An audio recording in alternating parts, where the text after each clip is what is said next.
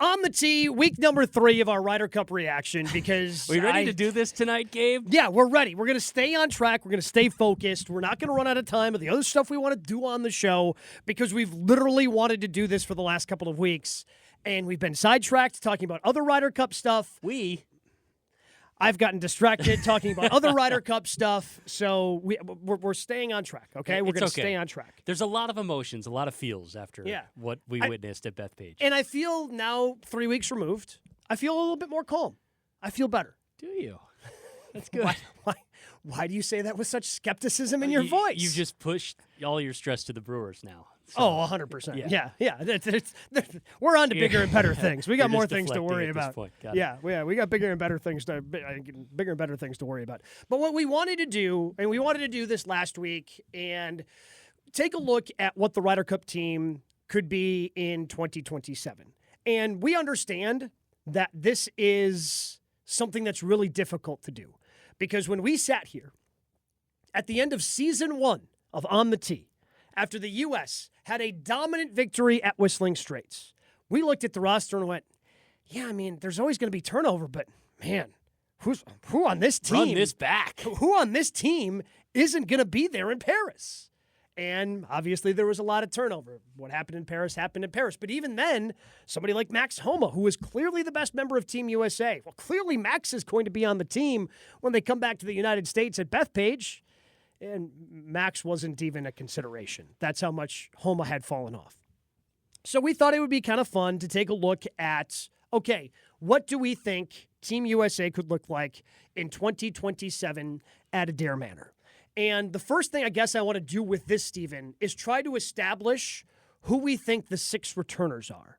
Because that's the turnover from the last couple. Yeah. 6 from Whistling Straits made it for the team in Paris. 6 from Rome. Paris. Oh, excuse me.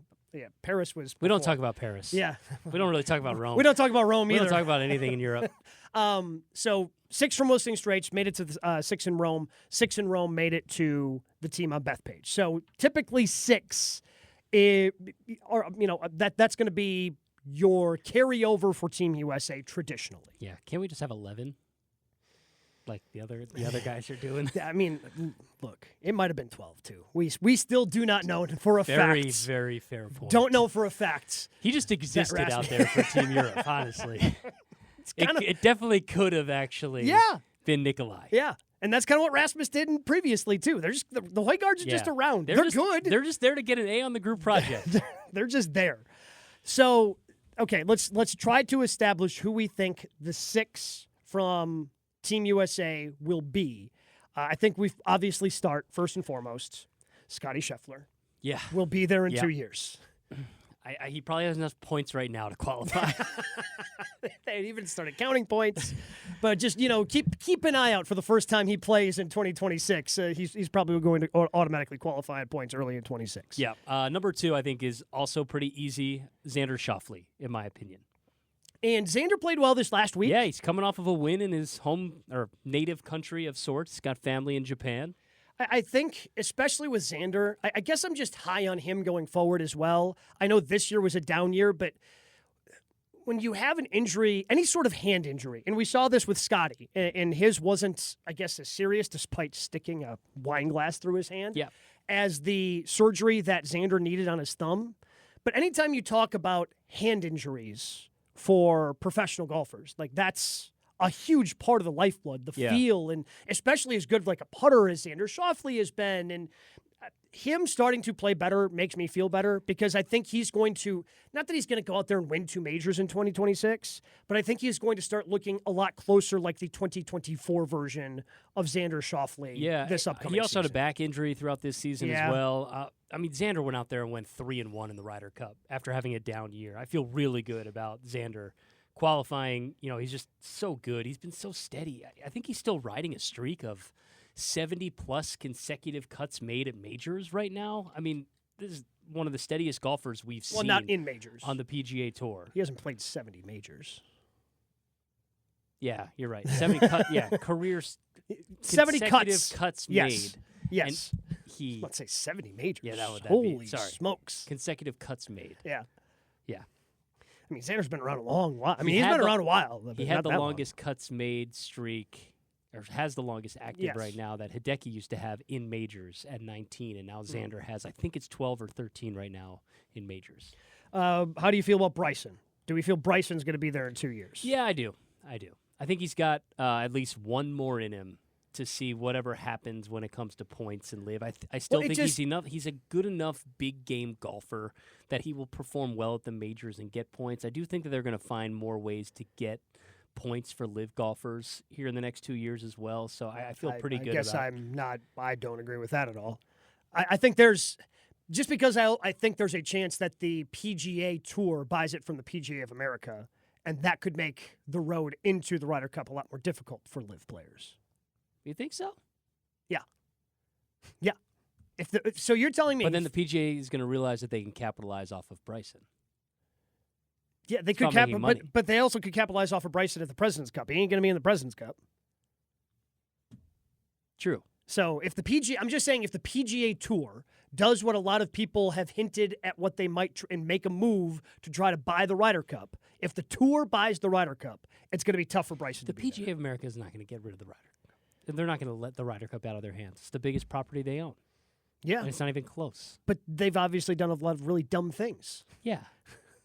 So I'm not writing it off as a possibility. I'm just saying, but I think Bryson's going to be there. I'm with you. His game just translates to 3 out of the 4 majors so well, and I think he's going to continue to have success in those major championships over the next 2 years. Say what you want about Bryson. He's a wrestling character. He's WWE. He's made for this stage. He's good theater.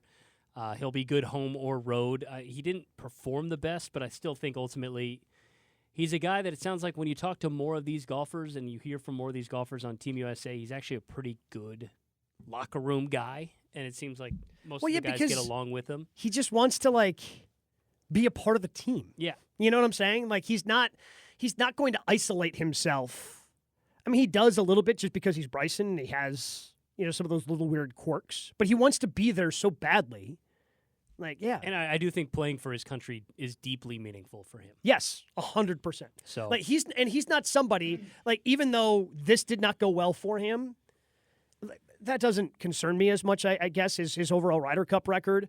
But also, he's not somebody like Patrick Reed, who I don't know if Bryson wanted to play with JT. I'm sure Bryson thought yes. I mean, Bryson is the vibes guy, so yeah, we'll vibe off each other an old shot. And look, it didn't work out. Yeah. But Patrick Reed would throw his captain under the bus if that happened to Patrick Reed. Mm-hmm. So that to me is the difference between Patrick Reed and Bryson, where Patrick Reed's not a team player.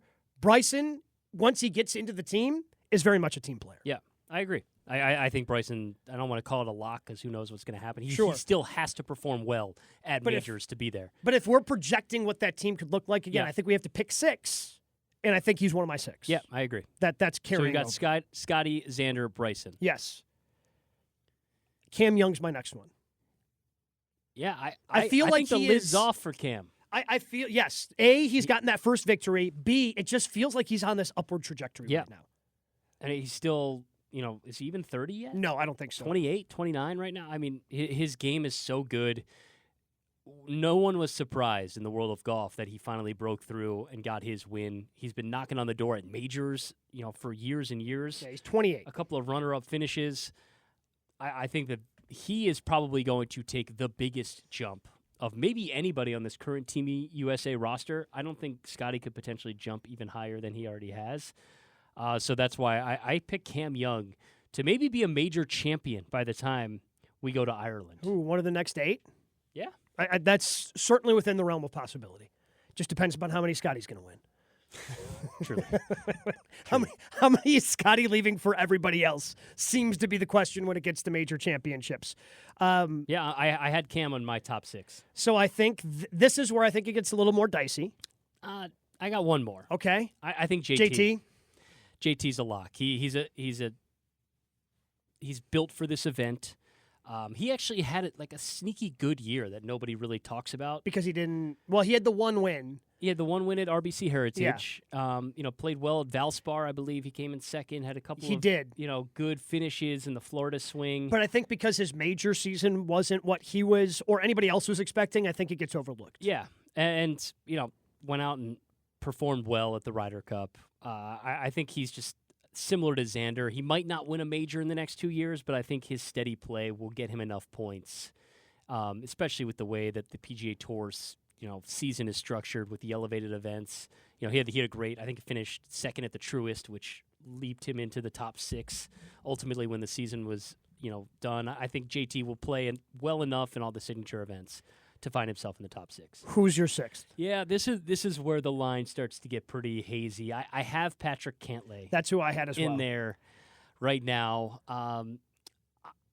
If he's not an auto qualifier, I think he's a captain's pick. He's a guy that you want in a road Ryder Cup. I think we learned that in Rome. He's just so steady. Yeah, he's not going to go out there and be the face of Team USA, but he's going to guarantee you a point. And he, in a road Ryder Cup, might guarantee you 2.5 points. And you need somebody like that. You need a guy who is, not intimidated by the spectacle of it all. And I don't think much intimidates Patrick Cantlay. The only thing that could get in his way is if he has back-to-back really bad seasons. He did not have a good year this year for Patrick Cantlay's standards. It was a very quiet season, and I wonder if, because he's really involved in a lot of the PGA Tour stuff as they transition with the Strategic Sports Group, and they're doing all these different things. He's pretty involved with a lot of that. Yeah. So I wonder the way that it affected Rory when Rory was incredibly involved. I wonder if that's what's happening with him as well. Yeah. And if he realizes, hey, I only have a finite window in order to play my best golf, win major championships, qualify for these teams, maybe I need to focus a little bit back more on the golf. Yeah. I think that certainly is a possibility. So that means we'd be leaving off Sam Burns, Harris English, Ben Griffin, Russell Henley, Colin Morikawa, and J.J. Spawn. Which I think seems fair. Yeah. I think that is incredibly fair. So then it becomes interesting. And we'll dive into some of these names coming up next. See, staying on time here. Look at you. Yeah, we're staying on time. Because I have, how many do I have? 1, 2, 3, 4, 5, 6, 7, 8, 9, 10, 11, 12, 13, 14, 15, 16 names written down for 6 spots. I have 12. Okay. I mean, I admittedly, I went a little crazy with my lists. Kind of guys who haven't been there, maybe some guys that regain form and can get back, and then some young guns within the PGA Tour. Yeah. So I'm ready to dive into all of those things. All right, we will dive into those. Who else could make the 2027 Ryder Cup team? We do that coming up next on the tee. But, of course, I do want to tell you about our friends at Majestic Oaks. LakeLongResort.com is the website. Still plenty of great weather. Man, we just continue to get just fantastic October weather for you golf. hate 60s and sunny and, crisp in the air. Played on Tuesday. It was fantastic. Just absolutely gorgeous to play for the middle of October. Can't complain. So go down, play at Lake Lawn Resort and Majestic Oaks. Beautiful golf course if you haven't played it before. Plus, they've got the best family fun golf nights in the state. Golf, cart, snacks, drinks, all for under $15 per person. Find out more at LakeLawnResort.com. While the golf season certainly is closing, you want to be maybe booking your tee time for Erin Hills in 2026. ErinHills.com is the website to do it. You hear Steven and I talk about how much we absolutely love it. If you have not played it, you need to find time. You need to take time, find time, and play Erin Hills. It's hosted.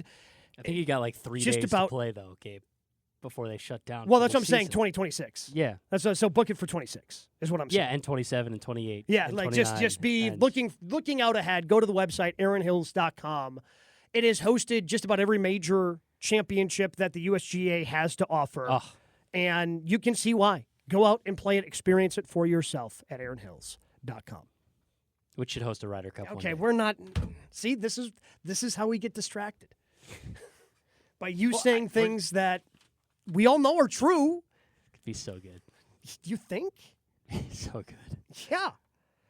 Anyway, so we are talking about the Ryder Cup and who could be on that team in 2027. So traditionally, it seemed like for Team USA, they've had 6 is the number of turnover from the last couple. So the 6 that we are projecting will turn over and stay with the roster in 2027. 6 is kind of alarming when you really think about it, though. It's half the team.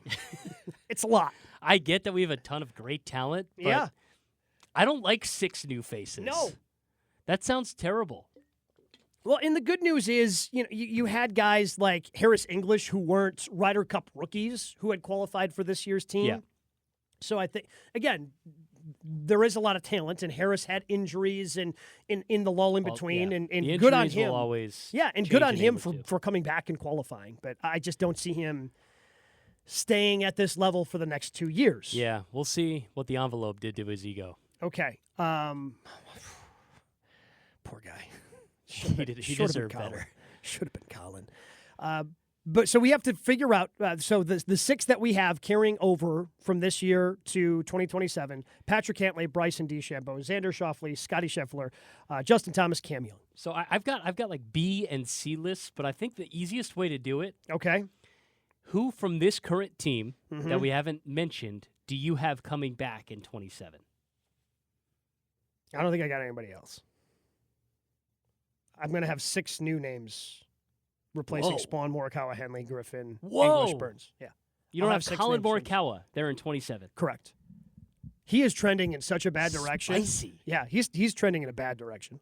I think there's a really good possibility that we look back in 4 or 5 years and say, when he lost at the Arnold Palmer in 2025, that's what broke Colin Morikawa. I think there's a really good chance. It's hard to argue otherwise right now, where we sit in this moment. I mean, he's a lot of the distaste for Colin Morikawa is stuff that he brought on himself during this PGA Tour season, how he handled a lot of the press conferences. I still think he has enough talent. Oh, he's got, especially his iron game. He will perform well enough to put himself in the conversation, and I think that, whoever the captain is going to look at his resume in Ryder Cups, and it's still going to be inflated because of what happened in 2021 behind Dustin Johnson. Did you see what happened to him overseas? Where like the British press tried to like pin on him the raucous behavior because he said he wanted chaos? No, I actually didn't. Yeah, he's doing a press conference before, I forget whatever tournament he was playing, and there was like a British reporter like asking if he felt responsible for people yelling the things they yelled at Rory and Shane Lowry, because before the Ryder Cup, Colin Morikawa said he wanted chaos. He used the word chaos? Yeah. Oh, which, again, you can want chaos, but also that doesn't mean you want things to be said to Rory's wife as she's walking by. Yeah. Like, the Ryder Cup can be a chaotic environment, and Colin, understandably so, is like, there are a lot of people to blame for that, and Colin Morikawa is not one of them. No one on Team USA. You could maybe argue Keegan for some of the rallying cries that he had leading up to it on his Netflix special, but we don't need to dive into that anymore. Okay, so we got to figure out 6, and I've got a lot of names written down. I have 2. Okay. I have 2 coming back. I have Morikawa, who we haven't mentioned, and I have Russell Henley. I think Russell Henley's game is still good enough, especially when you go to Europe. I know Adair Manors is kind of a U.S.-style course thrown in Ireland. That's what McManus built there. It's very Augusta, Georgia-like. But I think Russell Henley's game is still steady enough that you can pair him with enough people. You hate that I'm saying this. The look on your face is you might be right. Disgust. But I still haven't forgiven him for leaving 2 putts short. Yeah. Well, you got to meet the moment, man. Like, you can miss the putt, that's fine. But the one thing you can't do in that situation is leave the putt short. And I hate it when people go, well, I couldn't leave it short, and they blow it 10 feet past. But you got to hit a better putt than he did. Yeah, got to do it. He had 2 chances, and he didn't do it either time. Didn't learn the lesson from the first time. He only got a half a point. It was not good. It was not a good performance for Russell Henley. I'm fascinated by Ben Griffin's player arc and what the next 2 years look like for him. There was no more improved golfer on the PGA Tour this year than Ben Griffin. I would love to see him earn a spot on Team USA and continue his upward trajectory. I do think that there's going to be a lot of turnover. But I like 8 coming back from this year. All right, again, do that at your own peril, because the history tells us otherwise. So I split this up into 3 different categories. Okay. The first category is guys who have not been there, but maybe could qualify for their firsts. In that category, I have Maverick McNeely, Yep. Wyndham Clark, Akshay Bhatia, Yep. Michael Kim, and Max Grazerman. Okay.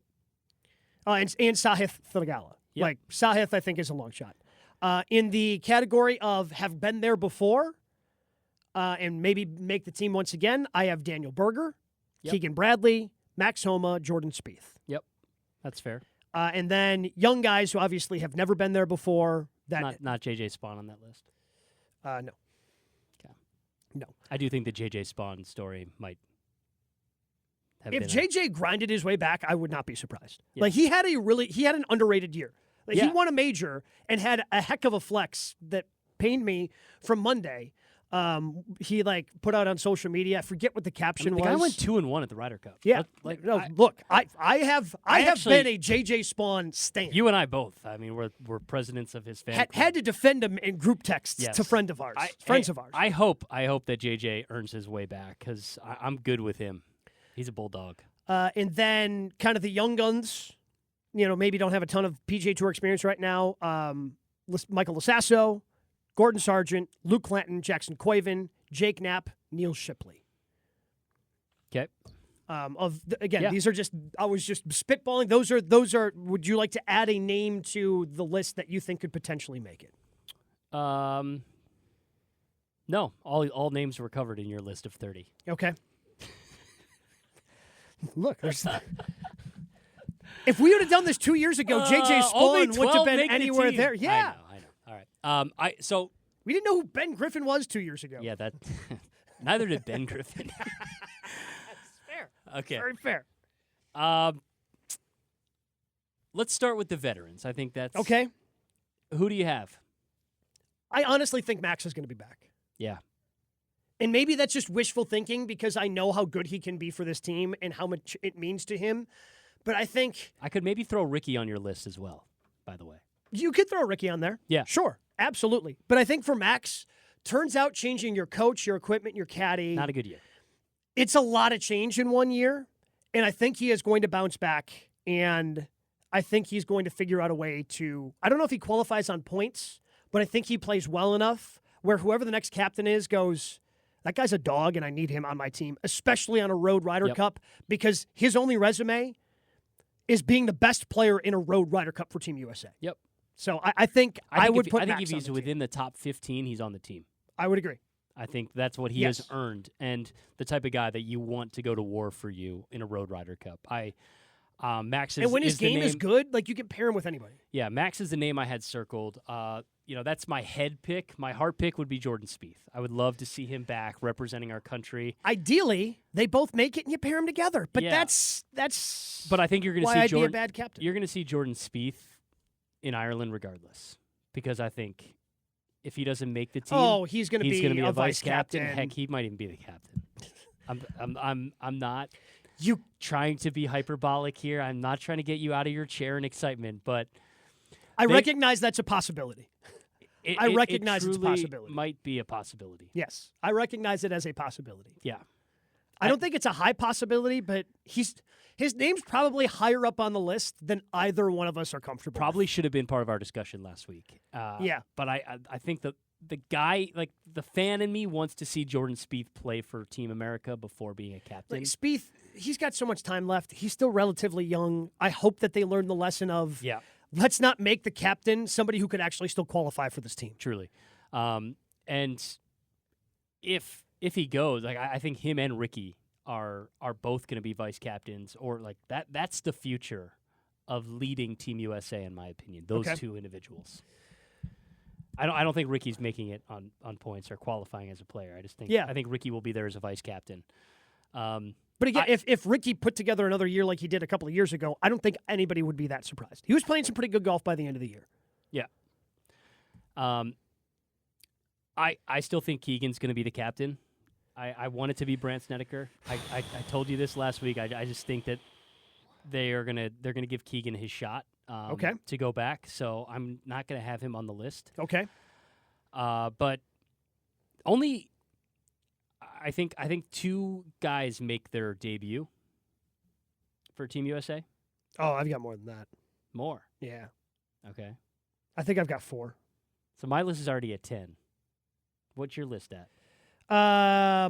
Because I'm throwing Henley and Morikawa, so that brought my list to 8, and then I'm telling you that Homa. Yep. You haven't picked anybody else other than Homa. Either have I. We haven't gotten to that pick. So okay, I would Jordan Spieth. Give it to me, Jordan. I mean, do I have Jordan on my team? Yes, I have Jordan on my team. Okay, there we go. I have Jordan on my team, but I've got so I have Jordan and Max's returning, and then I've got 4 rookies. Matt McNeely, Akshay Bhatia, Luke Clanton, and Jackson Quaven. Okay. Those are my 12. Of those 4, I have those 2 are on my team. Okay. I have Matt McNeely. Yeah. He was so close this year. It feels like he is just on this slow. He's the little engine that could. He's kind of giving me Cam Young vibes. He's just slowly taking every season. It seems like he's taking yet another step forward. Yep. To the point where, I mean, I don't know if he makes the team in Team USA when it's in Minnesota in 4 years. But it kind of feels like the next step for Matt McNeely is to be on a Ryder Cup team. Yeah, I mean, you could have talked me into him being on the team this year. Yes. And I would have been totally fine with it. Especially the way they ended up setting up the course. I think he would have been perfect. Yeah. I mean, 7 top 10s this year. Yeah. 12 top I think 25. he's close to kind of breaking through and having a really good 2-year run. And that's why I've got him on my team. Yeah, I agree. And then I think you pick one of Jackson Quaven and Luke Clanton. And I think the ceiling is higher for Quaven. So I'm going to go. I think that's fair. I'm going to go with Jackson Quaven as kind of like the Ludwig Oberg of Team USA. You got to give a guy a shot. And this year they gave a couple of guys shots. Didn't pan out all that great. When I say shots, I'm talking about guys who are under 25, not like a redemption story like J.J. Spawn or even Ben Griffin. Like you need a young guy to come and experience it.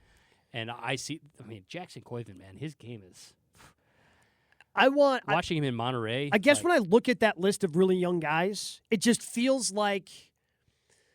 Remember when, and I know one of the guys we don't even talk about anymore, but when Victor Hovland and Colin Morikawa and Matthew Wolff were all coming out of the PGA Tour. Matthew Wolff. Yeah. Wow. But it felt like, man, these 3 guys, they could potentially be. Remember when Matthew Wolff played in the match?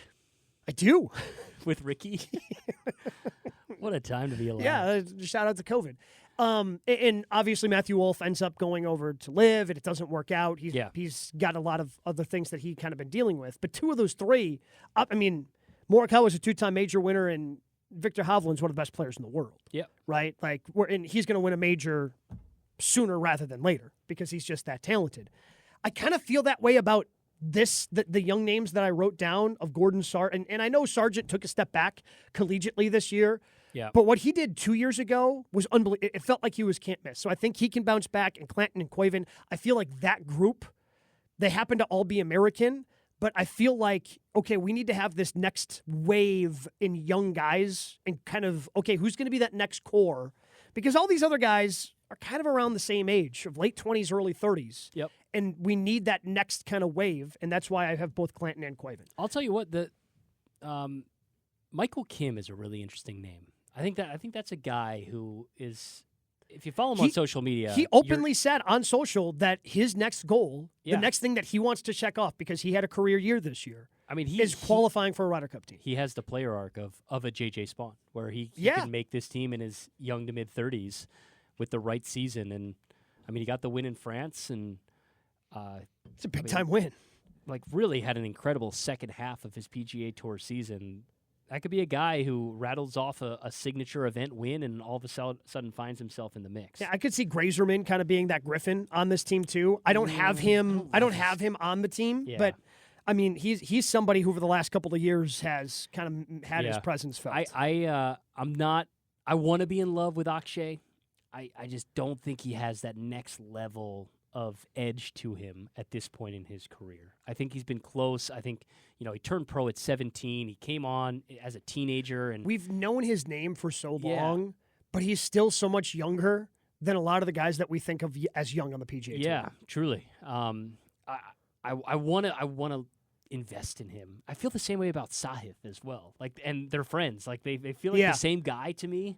They're so likable. Their games are, the right. If course Sahith fit. ever figured out how to hit driver, yeah, he's on the team.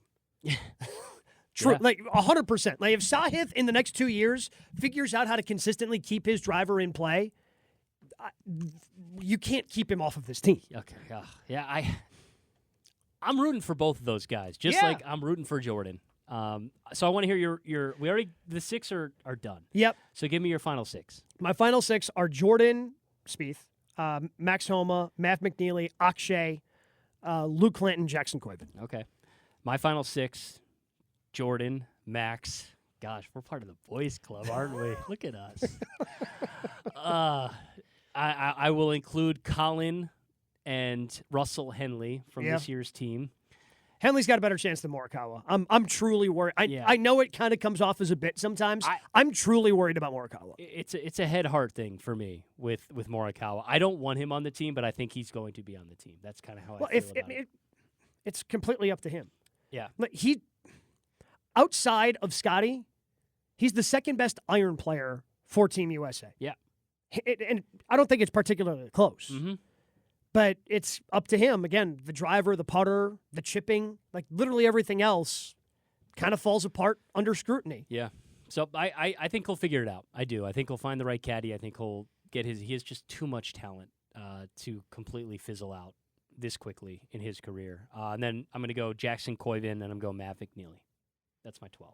All right. We'll see what we have in a couple of years, and we'll continue to monitor to see how these guys do. Because we love the Ryder Cup, but I think we're kind of leaving it in the rearview mirror now here on the tee. But I do want to tell you about something I did a couple of years ago, Steven did years ago, and that's join a great club.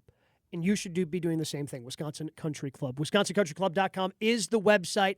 I love it for the golf, but Steven, he's the family man, has all the other, loves all the other things about the club as well. Golf is first. Well, sure. But you take advantage. Offers a lot. You take advantage of a lot of the other club offerings than I do outside of the golf because of the family aspect. I've tricked my kids into liking that place. Well, I'm guessing the pool. Golf carts are cheat codes. I'm guessing the pool during the summertime doesn't hurt either. Yeah. Pool is good. Food's good. Oh, food is.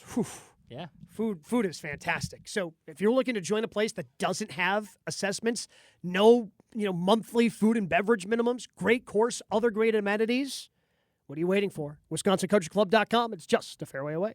Making our picks this week, who we think is going to be on the Ryder Cup team in 2027. It's our gem of the week. Brought to us by our friends at the Jewelry Center. Whether you're looking for a diamond engagement ring, watches, repairs, whatever you're in the market for when it comes to jewelry, of course, you should be checking out the Jewelry Center, Greenfield, Brookfield, or in Burlington, online at shoptjc.com.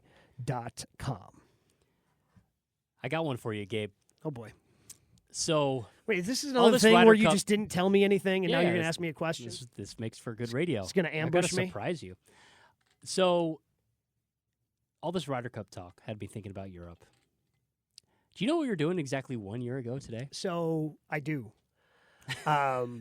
Because on Tuesday, I was playing golf out at Hidden Glen, and after the round, we sat, at the bar afterwards just to kind of get some food. And I look up, and what's on the TV? Yeah. The St. Andrews Collegiate, which we were in St. Andrews a year ago for the St. Andrews Collegiate. Yeah. Because we saw those guys teeing off, playing the old course when we were there. No, we both got on, too. That was pretty cool. But exactly 1 year ago today. Okay, so the 15th. So we got in 13th. So we golfed on the 14th and we golfed on the 15th. So the 14th we played Dumbarton. Yep. Gosh, what if you're going to Scotland, by the way? And I recommended this golf course to a buddy who went over there, and he's like, I hadn't really heard of it. He said it might have been his favorite golf course. Of any of them, he didn't play the old course. Okay. But Dumbarton, what a way to start off that golf trip. It was fantastic. I had not been there for my previous trip. It was fantastic. Yeah, kind of like a newer age links out there. Highly recommended. So we did that on the first day. Yep. Day 2. Carnoustie. Yeah. My course. My favorite place. over there in Scotland. What a cool walk. I got kicked in between the legs, though. That I felt every bit of Carnoustie on that day. It was probably the second most difficult conditions we played in. There was a little bit of a breeze that day. I mentally it was my number one. So well, I mean, the worst conditions we played was the following day when we played in the rain at Jubilee. We didn't play that bad in the rain. No, we did not. But it was. And granted, we're comparing Jubilee to Carnoustie, to a place that when you buy the ball marker that I have says the hardest links in the world. Yeah, but the combo of the wind and kind of like the dreary overcast sky that day is the only day I played in a winter hat. Yeah. Oh, I was the so coldest cold. day. I actually think I was wearing this exact jacket. That's kind of weird. That is weird. That is very serendipitous. Because I looked at a picture of myself just moments ago, and I had to make sure that it was the day we played Carnoustie. What a special walk. Awful caddy. If you're going over there. What, you're just going to dox the name of your caddy, say avoid this guy, you forgot his name? But yeah, I didn't like my caddy experience. A lot of that due in large part to me not golfing well. If any of you take caddies and you don't play well, it's not a good combo. You need the right caddy when you're not playing well, and my guy liked to tell me how good he was. That's not the way to do it. Not the way to do it. But we got a great picture. I was just looking at it. That's framed in my basement above my putting green of me and you at Carnoustie. Which one's that? I don't even know what picture. On 18 at the bridge. Oh, sure. Yeah, me and you. Sure. So that brings up the Gruber Lofts' one call, that's all pick. I just simply have been doing a lot of reflection on that trip and how special it was. What was your favorite memory? Favorite memory of when we were in Scotland a year ago. Honestly, it was the fact that both of us got out on the old course on the same day. Yeah. Like, that's my favorite thing. And my favorite thing was that we were staggered enough that I got to be a part of your walk into town. Because I teed off early enough where I completed my round. You had already texted me that you were getting out. So I missed the start of your round. But I kind of knew what, and again, like, this is something that can only happen in Scotland, and why, and can only really probably even happen at St. Andrews specifically, not even just all of Scotland, but specifically at St. Andrews. I feel like this is the only place that you can do this. Because I got done with my round, I walked back, we were staying at the Old Course Hotel, which is adjacent to hole 17. Yeah, pretty good location. Just took the clubs upstairs, took a quick shower, and I kind of figured, okay, with where Steven teed off, I'm going to be able to find him on the back nine. So I just started walking the course backwards. I walked a major championship golf course backwards, and nobody said anything. Nobody stopped me. Nobody asked me what I was doing.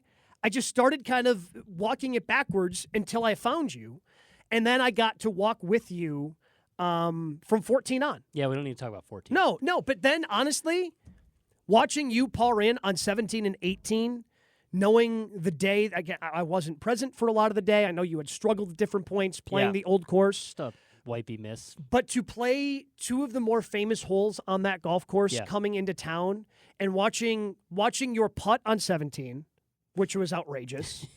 Like, the best leg putt you've probably ever hit in your life. Maybe the best golf shot I've ever hit. Truly. So to see that, and then to see you play 18 and just finish par and keep it together on that course, because it means so much, like the first time you play it. Yeah.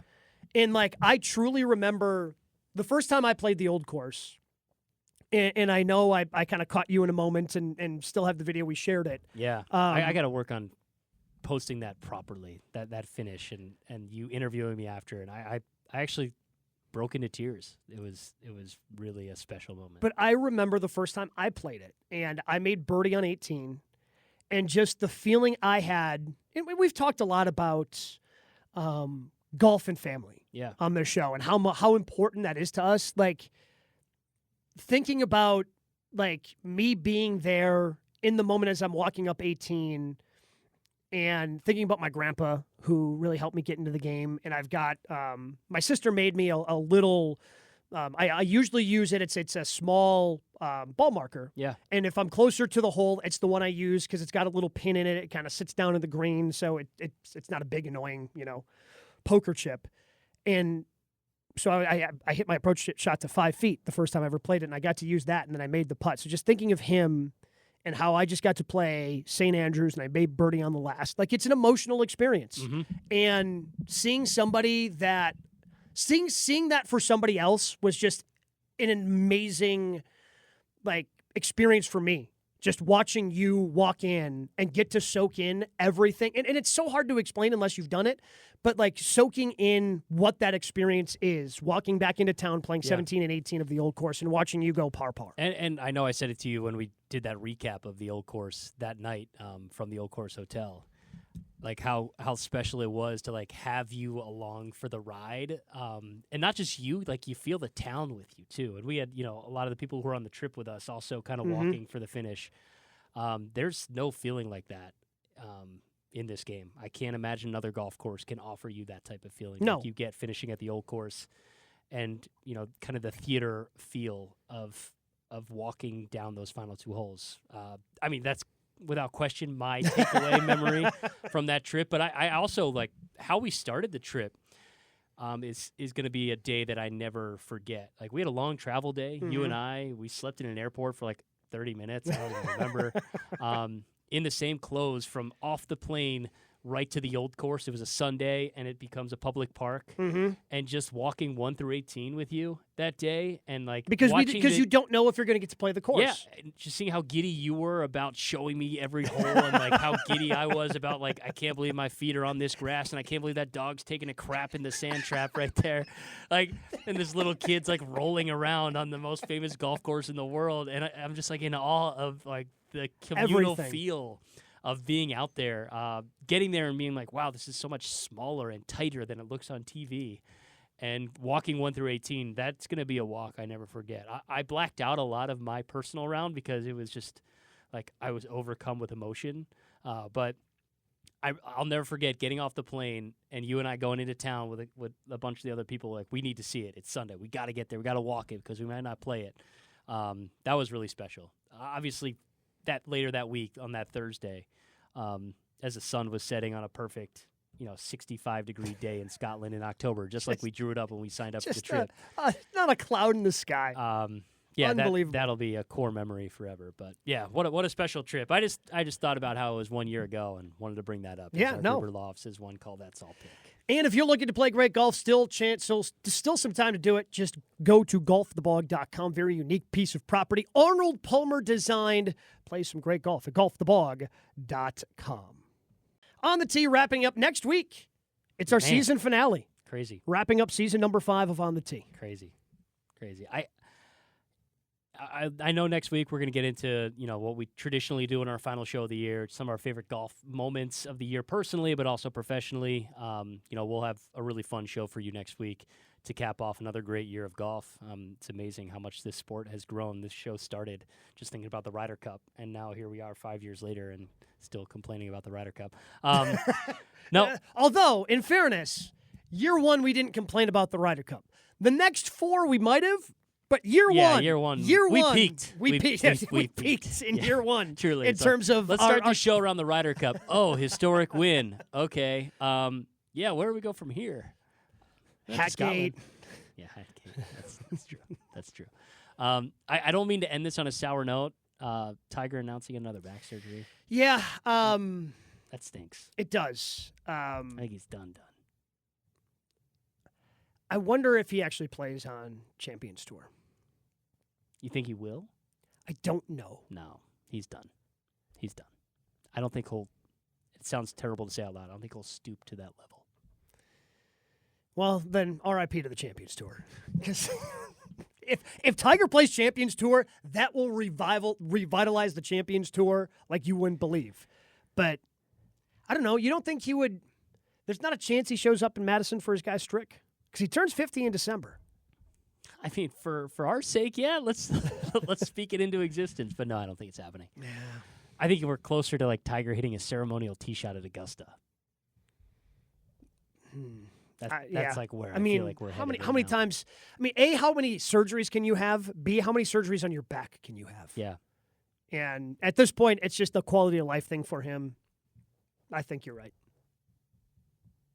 It's a bummer. I don't mean to fade to black on our second to last show. Yeah, but it is what it is. I mean, Yeah. Tiger announced it, and he said that he already knows it was the right decision for him. But again, more the reason that he should be considered for Ryder Cup captaincy and be diving headfirst into that, because that's how he's a competitive nut. always he has have to bring do it back something. to the Ryder Cup. Yeah, it always will. Could go another hour, but we won't do that. Year in review show as we wrap up season 5 of On the Tee next week.